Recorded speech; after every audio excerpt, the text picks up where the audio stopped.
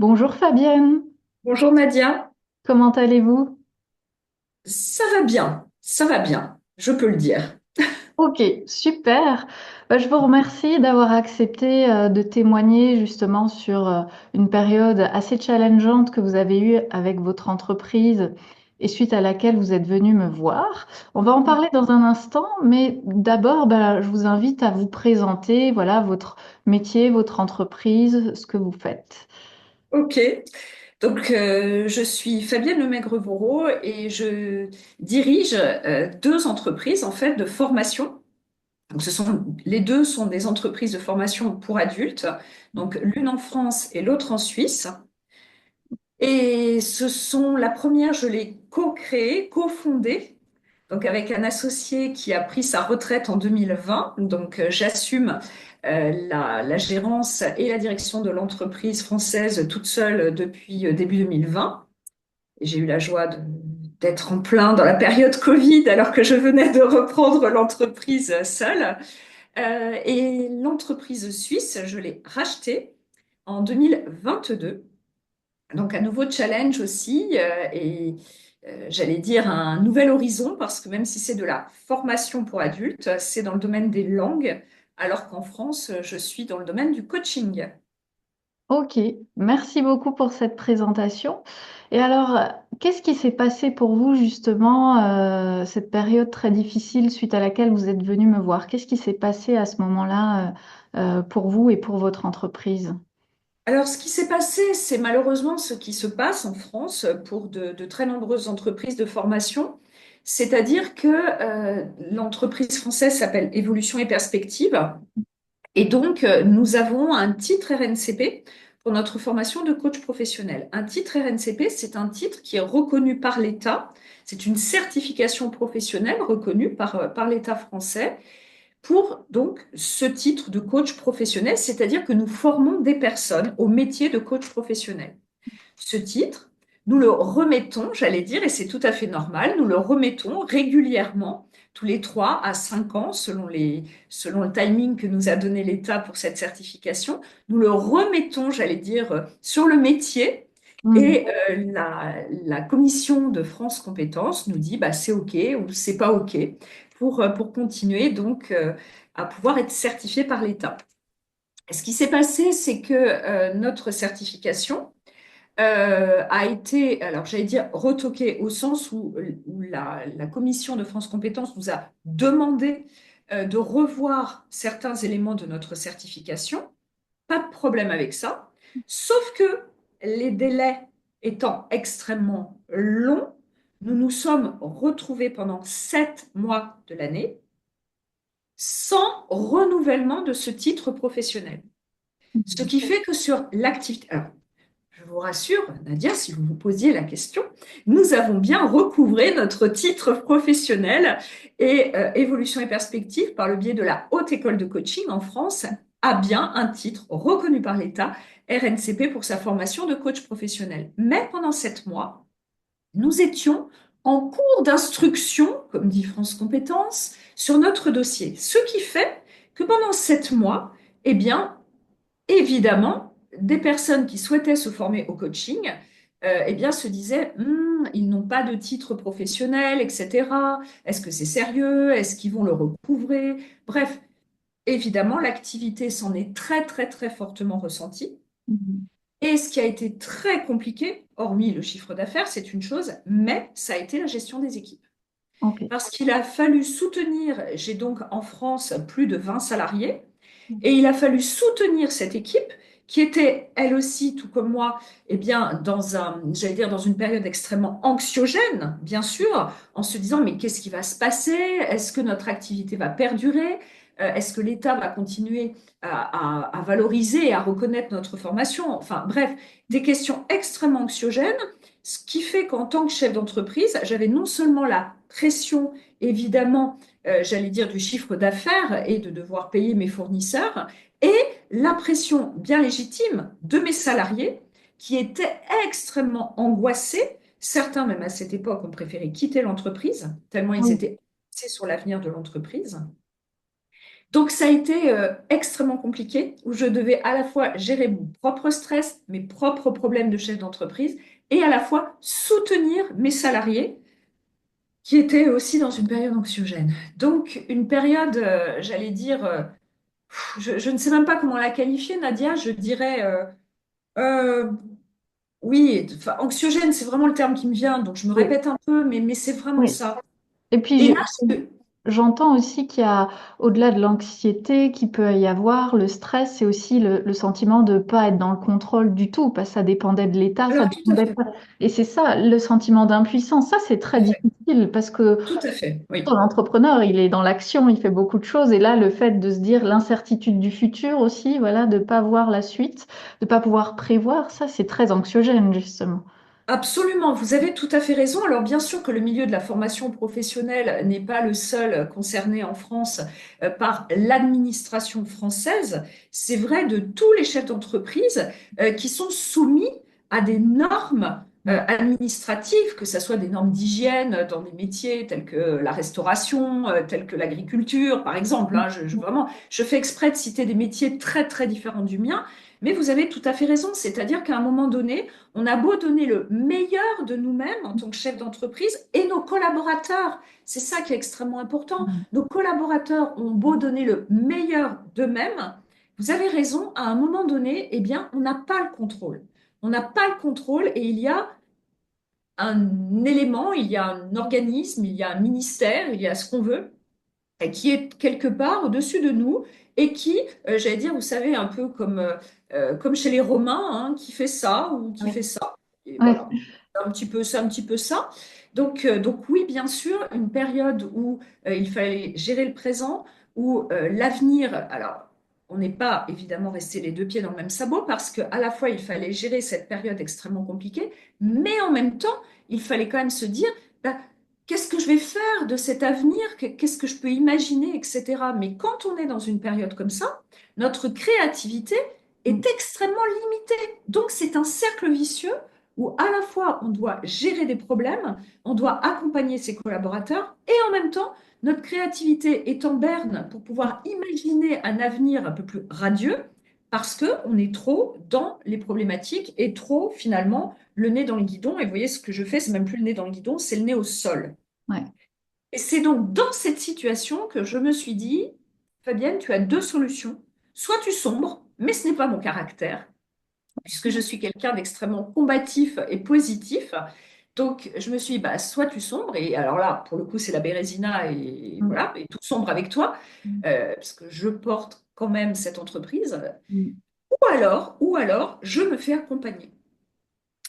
Et j'ai choisi la deuxième solution. J'ai beaucoup cherché sur Internet pour me dire qu'est-ce qui me conviendrait, quelle serait la personne vraiment où je sentirais, parce que ça ne pouvait être qu'un ressenti à l'époque, où je sentirais que, ah oui, là, voilà, je sens du professionnalisme, je sens que je vais pouvoir me livrer, etc. Et c'est comme ça, Nadia, que je vous ai contacté. Oui, d'accord, ok. Super. Mais alors, moi j'ai une question parce que souvent quand on se sent stressé, fatigué, normalement le premier réflexe c'est d'aller voir un médecin.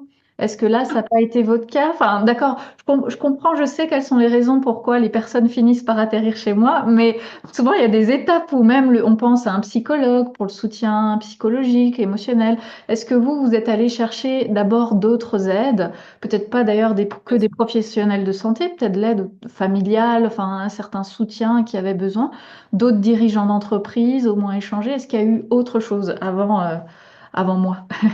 Alors, vous avez raison, effectivement. Alors, non, parce que rien contre le corps médical, il est très très utile. Attention, hein, je ne suis pas du tout voilà, anti-corps médical, pas du tout.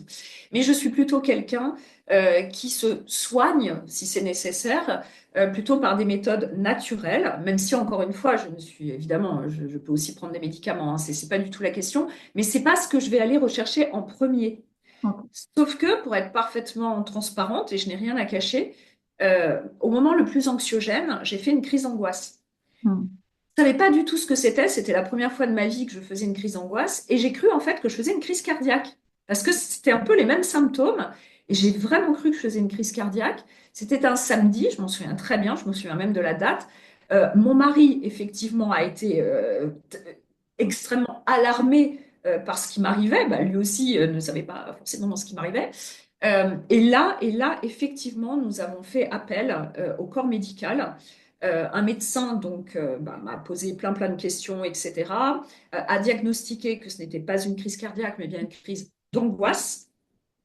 Et là, en bon médecin qu'il était, encore une fois, il n'y a pas de critique dans ce que je dis du corps médical, eh bien, il m'a donné des médicaments, des trucs pour dormir, des trucs pour être moins stressé, enfin, c'est des anxiolytiques, des je sais pas qui, je sais pas quoi. Bon, je vous avoue très sincèrement que pendant 3 jours, je les ai pris parce que je me suis fait peur, en fait. Cette situation m'a fait vraiment peur. Donc pendant 3 jours, j'ai pris ces médicaments, mais je me suis dit, mais non, mais Fabienne, mais c'est n'importe quoi. C'est pas du tout ce que tu veux. Par contre, ce que tu viens de vivre, cette crise d'angoisse qui m'a fait très peur, dit, waouh, là, il faut effectivement faire quelque chose. Donc vous avez tout à fait raison, Nadia. Avant de vous contacter, j'ai vécu cette situation-là qui a Mm. été de courte durée. En tout cas, mon aide médicale a été de très courte durée, mais parce que c'est pas la façon dont je me soigne. Et c'est là, effectivement, vous avez raison, qu'après j'ai fait appel à vous. Ok, d'accord. Ouais, très bien. Ok. Et il n'y a pas eu, par exemple, parce que c'est aussi quelque chose chez les entrepreneurs, souvent ils pensent qu'on ne peut pas avoir d'arrêt maladie ou se mettre au repos. Est-ce qu'on vous a pas proposé ça? Parce qu'après une crise d'angoisse, quand même, parfois, surtout si c'est lié au travail, le médecin n'a pas du tout pensé. Non, ok. Ouais. Non, non, non, à aucun moment, c'est même plutôt l'inverse. Quel métier exercez-vous? Mm. Je suis chef d'entreprise. Bon, bah voilà, point barre, c'est-à-dire que n'importe quel salarié, effectivement, aurait eu un arrêt maladie, c'est une évidence. Mais là, ben, non, en fait, je pense, attention, je ne dis pas qu'il n'y a pas des médecins qui donnent des arrêts maladie à des travailleurs indépendants, je n'ai pas dit ça. Mais en tout cas, ce que je peux constater, et je ne peux ne parler que de mon expérience, c'est pas du tout un réflexe, quoi. Comme si effectivement, un chef d'entreprise, il peut pas être malade de toute façon, ou s'il l'est, il se débrouille, hein, voilà. Donc, alors, c'est aussi ma croyance, c'est vrai, puisque même quand je suis malade, je me dis, allez, c'est pas grave et on y va. Mais c'est aussi un peu le retour du corps médical que j'ai pu avoir. C'était pas de me dire, mais madame, reposez-vous, je vais vous donner un arrêt maladie. Non, jamais, jamais. Ça montre aussi, parce que moi aussi, c'est mon expérience, hein. Récemment, enfin, il y a quelques mois, j'ai été malade et mon médecin m'a dit, ben, vous êtes indépendante, je peux pas vous mettre en arrêt maladie. Il me l'a dit. Et moi, j'ai dit, bah si vous me mettez plus de 3 jours, ma mutuelle, j'ai des indemnités. Ah bon? Ah, donc voilà, c'est pas on C'est n'est pas un pas tout à réflexe. isolé, voilà. Mais ça montre aussi à quel point peut-être dans notre société, on véhicule cette image de l'entrepreneur finalement qui doit toujours assurer sur tous les Oui, fronts et oui. qui a peut-être du coup aussi du mal à demander de l'aide. Voilà, alors je sais que vous, pour vous, parce que peut-être aussi vous êtes dans le milieu du coaching, ça paraît plus évident, mais pour d'autres, je pense que c'est plus compliqué. Ouais. Mm. Alors, vous avez raison là aussi, Nadia, parce que c'est en tant que chef d'entreprise, ce que je constate beaucoup, c'est quelque part un ADN en fait de dire voilà je suis chef d'entreprise, je suis indépendant, j'ai une responsabilité sociétale, enfin en tout cas personnellement, et je sais très bien que les chefs d'entreprise euh, ont cette responsabilité aussi et le savent très bien. Je ne suis pas un cas isolé bien évidemment, c'est cette responsabilité économique et sociétale que l'on a aussi bien vis-à-vis de l'économie de ce qu'on gère, de l'entreprise, et aussi sociétale vis-à-vis de nos collaborateurs. Donc ça, c'est une forte responsabilité, et quelque part, voilà quoi, on a un gros sac à dos et on doit le porter. Et là où tout à l'heure, vous avez dit quelque chose qui m'a, je me suis dit, tout à l'heure, il faudra que j'en parle, parce que vous avez parlé d'aide. Alors, heureusement, j'ai eu l'aide de ma famille, de mes amis, ma famille en particulier, mon mari, mes filles, enfin vraiment, euh, vraiment top. J'ai eu beaucoup d'aide autour de moi, mais plutôt dans ma vie privée. Euh, Par contre, et là encore, attention, hein, je parle vraiment de mon expérience, Mm. c'est beaucoup plus compliqué d'être dans des cercles de chefs d'entreprise où on va pouvoir évoquer ces sujets. Et ça, vous avez raison. Heureusement que je suis dans l'univers du coaching et que je sais qu'à un moment donné, et là, je sais que j'ai trop tiré sur la corde aussi, bien sûr, à cette époque, mais je sais qu'un accompagnement tel que je suis venue le chercher chez vous, en tout cas, est nécessaire à un moment donné. Et le coaching en est la preuve. Mais je trouve qu'il est très compliqué dans les cercles de chefs d'entreprise, dans les associations, dans les fédérations, etc., de pouvoir parler de ces sujets-là. Lorsqu'on fait partie de groupements de chefs d'entreprise, on va parler de problématiques de l'entreprise. On ne va pas parler de ces problématiques propres. Oui, c'est ça finalement, comme si bon, la santé mentale chez les entrepreneurs, c'est assez tabou chez les C'est dirigeants. ça. C'est Pourtant, ça ça. pourrait être aussi une compétence parce que il faut que le dirigeant, s'il craque, c'est l'entreprise qui craque. Donc, Exactement, exactement. C'est pour ça que l'entrepreneur ne doit pas craquer, mais comme les entrepreneurs et entrepreneuses ne sont ni des superwoman ni des supermen, eh bien, effectivement, il faut vraiment avoir cette conscience. Alors, je souhaite à tout le monde de l'avoir encore moins tardif que moi et de ne pas arriver à la crise d'angoisse, mais en tout cas, il faut vraiment que nous ayons collectivement cette conscience que l'aide est fondamentale et elle l'est pour nos salariés, on le sait, on protège la santé mentale de nos salariés, mais elle l'est pour nous aussi. Et ce n'est pas une preuve de faiblesse pour moi, en tant que chef d'entreprise, de dire, eh bien oui, à un moment donné, parce que nous sommes des êtres humains ou des êtres humaines, comme disait ma fille quand elle était petite, je suis une être humaine, eh bien, en tout cas, non, nous ne sommes pas des surhumains ou des surhumaines et nous devons nous faire accompagner, évidemment, évidemment. Et la santé mentale des chefs d'entreprise est un thème vraiment extrêmement important qui n'est pas suffisamment, j'allais dire, développé, qui n'est pas suffisamment porté à connaissance. Ça, pour moi, c'est une évidence. Et encore plus parce que je l'ai vécu, donc voilà, je peux encore plus en témoigner. Euh, mais la question que je me pose, c'est justement, c'est une question qui peut être intéressante, Nadia, je pense, c'est de dire comment ça va être reçu, en fait. Comment ça va être reçu et finalement, eh bien, arriver à se dire non, ce n'est pas une preuve de faiblesse, mais c'est une preuve de sagesse et de responsabilité que de prendre soin de sa propre santé mentale en tant que chef d'entreprise. Eh bien, comment ce discours peut être reçu? Mais je suis sûre qu'avec tout ce que vous faites, eh bien, ça sera bien reçu parce que c'est grandement nécessaire. Nous en avons besoin. oui. Oui, et pour revenir un petit peu à vous justement, parce que après cette période d'hyperstress, parce qu'il me semble que vous êtes venu vers moi une fois que c'était passé, ou vers la fin, comment vous vous sentiez, comment vous êtes sorti de là avant qu'il y ait vraiment eu cette remontée? Quels sont le ressenti finalement? Moi, il me semblait qu'il y avait une grande fatigue. Oui. Ouais. Alors, quand je suis venue vers vous, vous savez, je suis quelqu'un justement d'extrêmement résilient, d'extrêmement positif. Je suis vraiment une femme positive, résiliente et qui va toujours de l'avant. Ça c'est sûr. Donc, quand j'ai subi cette crise d'angoisse, que j'ai fait cette prise de conscience, je dois me faire aider. Du coup, vous avez, vous, le sentiment que quand je suis venue vers vous, quelque part, bah, j'allais déjà un petit peu mieux, etc. En fait, je ne pense pas que j'allais mieux. J'avais simplement décidé d'aller mieux.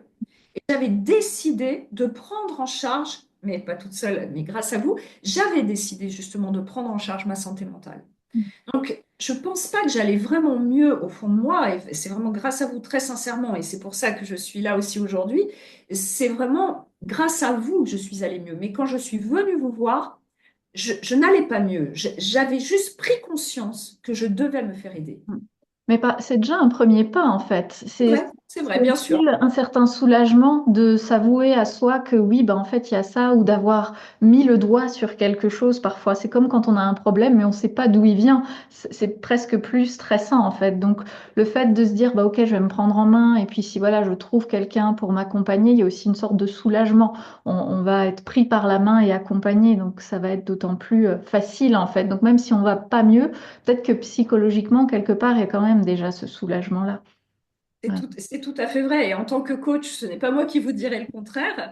C'est que quand effectivement nous avons fait nos prises de conscience et que nous décidons de mettre en place une action, positive, eh bien, vous avez raison, on a déjà fait un grand pas en avant. Oui, ça c'est certain. Même si au fond de nous, évidemment, on ne va pas mieux tout de suite, mais en tout cas, on a fait un grand pas en avant vers la porte, j'allais dire, de la guérison. tout à fait, oui.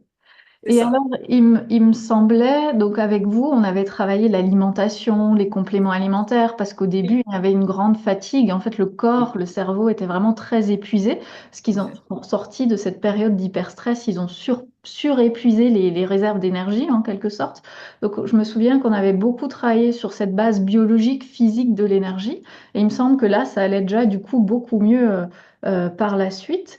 Et ensuite, on avait travaillé, il me semble, un petit peu quand même les états de stress, mais en neurobiologie, donc pas vraiment en mode coaching, mais comprendre ce qui s'était passé, ce surstress, dans quel état vous êtes mise pour faire face à ce stress, et ensuite, ben, pourquoi il y a la dégringolade après, pour un peu mieux vous expliquer et aussi comprendre, voilà, ce qui s'est passé. C'est bien ça, il me semble. Absolument.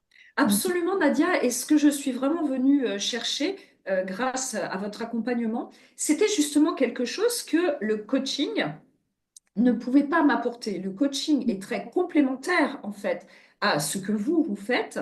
Et là, ce que je suis venue chercher, c'était autre chose. En particulier, vous m'avez expliqué quelque chose une fois que vous me l'avez expliqué, qui paraissait évident, mais qui ne l'était pas pour moi, c'était justement l'alimentation. En me disant que quand on est tellement épuisé, que notre corps va tellement puiser dans ses réserves, que finalement, bah, évidemment, le mental sombre lui aussi. Ouais.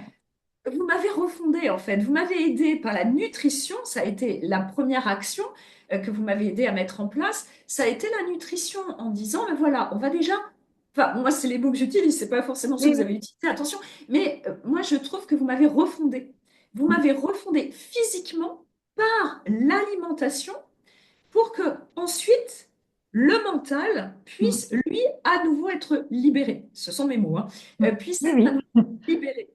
Et ensuite, par la neurobiologie, vous m'avez accompagné sur le stress différemment des méthodes que nous utilisons en coaching et qui donc bah, forcément m'ont beaucoup intéressée puisque ça m'a ouvert aussi des horizons extrêmement positifs et intéressants. Ouais. Oui, c'est ça. Et puis je dis, moi, donner les bonnes briques, en fait. C'est comme si le cerveau, il a plus les bonnes briques pour fonctionner, donc il attend, il se met en mode veille. Et c'est un peu ce qui se passe après une période très stressante, en fait. C'est ce qu'on peut vivre. Donc il faut redonner les bonnes briques, d'abord au corps, et après, au bout d'un moment, le cerveau, il redémarre, en fait, tout simplement. Mais si on ne fait pas cette étape-là, on peut rester coincé, en fait, dans une sorte de fatigue, de démotivation aussi, où le mental tourne au ralenti. Et donc oui, c'est très important en ce sens de se faire accompagner, tout à fait. Absolument, absolument, oui.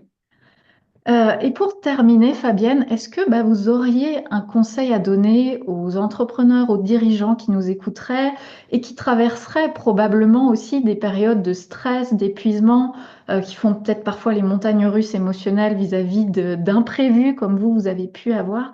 Quel serait le conseil ou les conseils que vous donneriez? Alors, le premier qui me vient vraiment spontanément, ne restez pas seul. Parce que ça, c'est fondamental. Et sincèrement, je pense que c'est le plus compliqué chez les chefs d'entreprise. Vraiment, vraiment.